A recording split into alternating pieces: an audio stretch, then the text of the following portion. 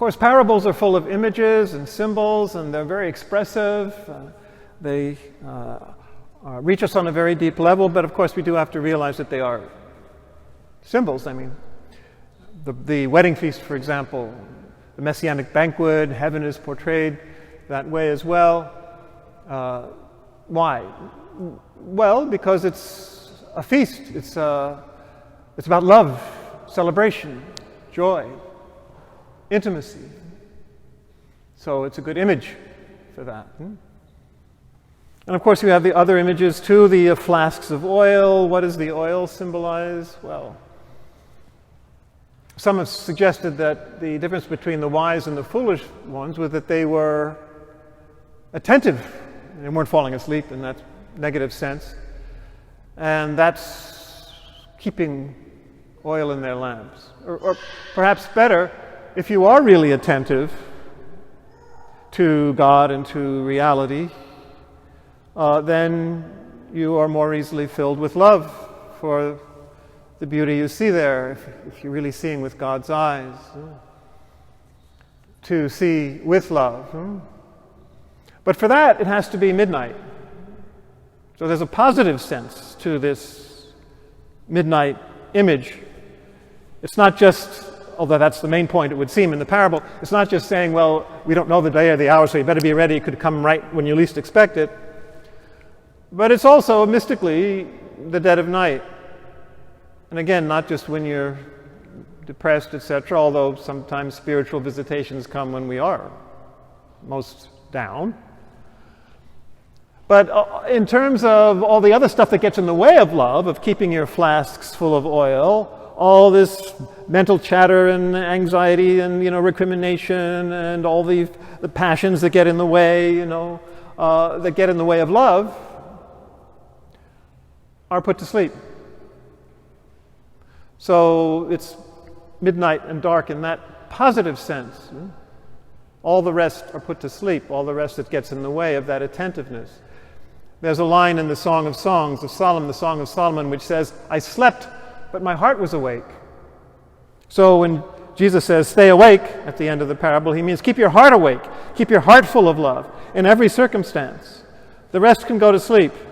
All the rest of those faculties that get in the way or that are inadequate to the mystery of God, including your mind. It's not just your passions, but your mind too can't grasp God. So put all that to sleep. In fact, St. Teresa of Jesus, St. Teresa of Avila, has a whole degree of prayer which she calls the sleep of the faculties. And it's a good thing. Everything else, your mind, your imagination, even your will, are put to sleep, whereas just that love remains awake. So that's a good way to interpret both the oil and midnight as, a mystical disposition. And even the second reading has its own imagery as well. Please don't take this literally. As I'm saying, all these are just images. We're not going to meet Jesus in the air, up on, 500 feet above the earth. No, come on. And this is not just about. It is. Paul suggested that those who die will. He expected his generation still to be alive when Jesus came back. So he's reassuring the Thessalonians that those who've already died won't be at a disadvantage. But there's also a deeper mystical meaning here about we have to die now. At all these levels that I've just been talking about, the stuff that gets in the way, we have to get rid of that false self. We have to put to death, hate your life in this world, as Jesus says, to keep it for eternal life. We have to die now with Jesus to all of that. So we'll be ready for resurrection on a higher level of consciousness, in the air, if you will. And all the other symbols here about the trumpet, that's symbolic of God's voice, or the archangel's voice, as it says, sounding in our being when we're really open finally and we can listen and all the other stuff, noise, doesn't get in the way. All very good symbols for our mystical life now, not just talking about our resurrection on the last day. But the one symbol here that could get in the way for half the population is the virgins, the 10 virgins, even the wise ones, and Christ is the bridegroom. Men don't like that. What, I'm supposed to be a virgin waiting for Jesus, the bridegroom, because I'm the church and the church is feminine. No wonder men don't come to church. It's the women who come to church, right? All over the world. That's part of it, I think, because it's not manly enough, You have to be vulnerable and receptive, and they hate that. You can't be in control, they hate that even more.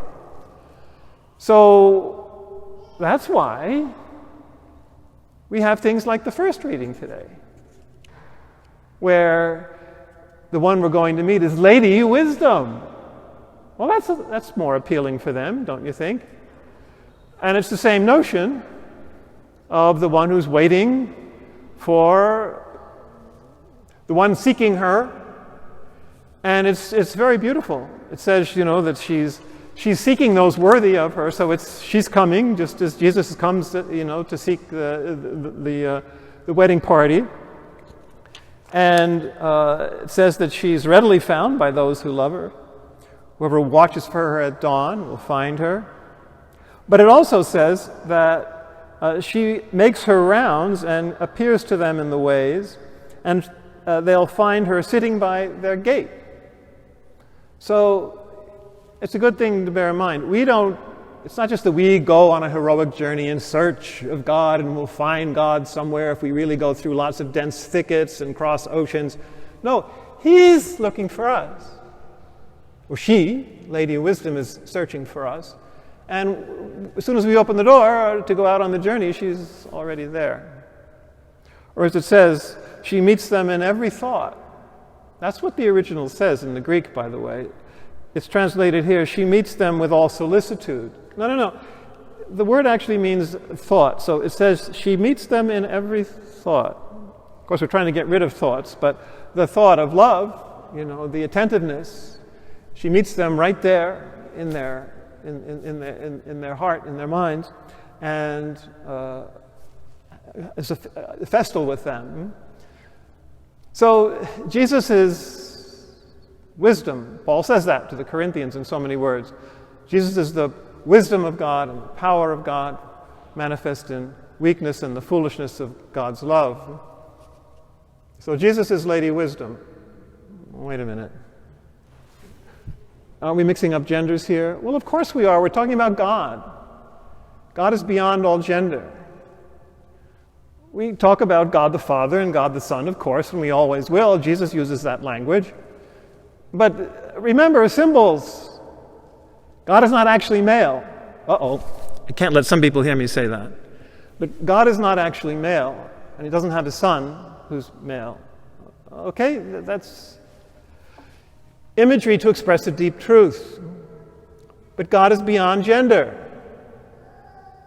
The passage in Proverbs which speaks about Lady Wisdom doing the same thing of, seeking out people who are worthy of her and being found by those who look for her, also has a very famous passage about wisdom portrayed as feminine, because it's a feminine word in Hebrew and Latin and Greek, being there at creation. The very wisdom of God is the firstborn of all creation, as said of Christ by Paul in Colossians. So the early church wrestled with this. How can this be the wisdom of God and it's feminine? And sometimes in our tradition we actually applied it to Mary instead of Christ because it's feminine. Well, sorry, but the Logos, if you say the Logos, the Word of God, that might get a little closer, masculine, feminine, they're all joined in a preeminent way in God. So we're beyond gender. Thomas Merton in his last years, was enamored of Sophia, wisdom, but Cynthia Bourgeault calls that ultimate reality Christosophia, Christ wisdom, beyond gender. So this is actually encouraging, and it shouldn't be threatening to one when we get to a level where we are beyond gender, where we reconcile, as Jung would say, the anima and the animus. We reconcile gender within ourselves. That's a psychological and a spiritual challenge. But for the purposes of our spiritual life, whichever speaks to you, at any point, the bridegroom coming at midnight, or Lady Wisdom waiting for you at the doorposts, It's that ultimate reality of God's wisdom that we do encounter for the bridal encounter for all eternity.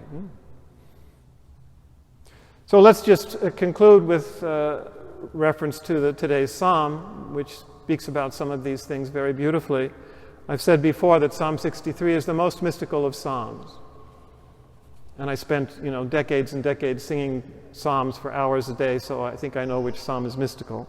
So Psalm 63 is the most mystical of psalms. My soul is thirsting for you. You are my God whom I seek. Seeking out Lady Wisdom, right? For you my flesh pines and my soul thirsts like the parched, lifeless earth without water. So our whole being, which is created by wisdom and redeemed by wisdom, is thirsting for God. Not just our soul or our spirit, but our whole being, as you would have in a marriage. Your whole being is involved. In God too, our resurrected body. My flesh pines, the earth is parched and lifeless. That's when we put to death all the stuff that gets in the way. We should be like a desert, waiting for the life-giving water of the Lord. I've gazed toward you in the sanctuary to see your power and your glory. Your kindness is a greater good than life. Remember, we have to die to that lesser life, and then we get a higher life.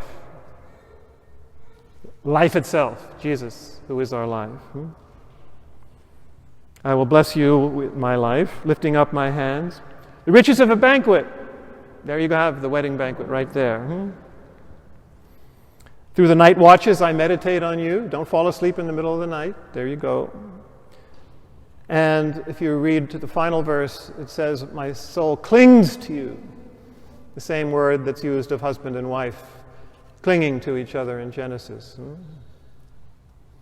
So let's have all these images, which sometimes seem almost to contradict each other, have these images speak deeply to us on a very visceral level, on a psychic level, so that we can be inspired by them and go deeper into the lived reality where all symbol and image disappears and we simply have that union with God, which is our life both here and in eternity.